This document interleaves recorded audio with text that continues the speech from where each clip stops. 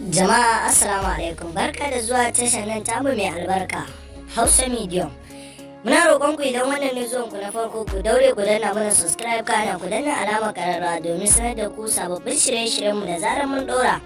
Yau za mu kawo muku shiri akan abin da yake faruwa da jarumin mu Fati Washa.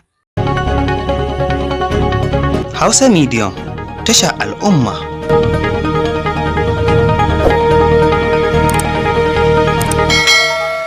Kamar yadda muka faɗa muku za mu sanar da ku abin da yake faruwa a jaruman nan tamu a kan Fati Washa.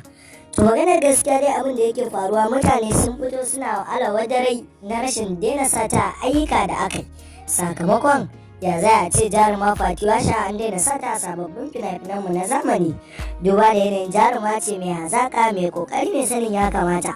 Ya kamata ce duk fina-finan da za a yi tana da gurbi a ciki, sakamakon tana burge 'yan kallo sosai da sosai.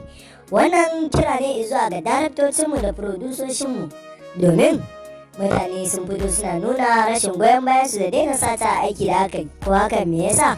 Oho, mutane dai sun fito suna ta ƙara jaddadawa gaskiya idan ba da ita fina-finanmu na Hausa ba, mutane da dama sun nuna cewa za su daina kallon fina-finanmu na Hausa.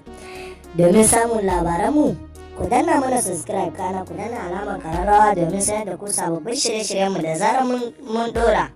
Mun gode. Hausa Medium ta ku ci.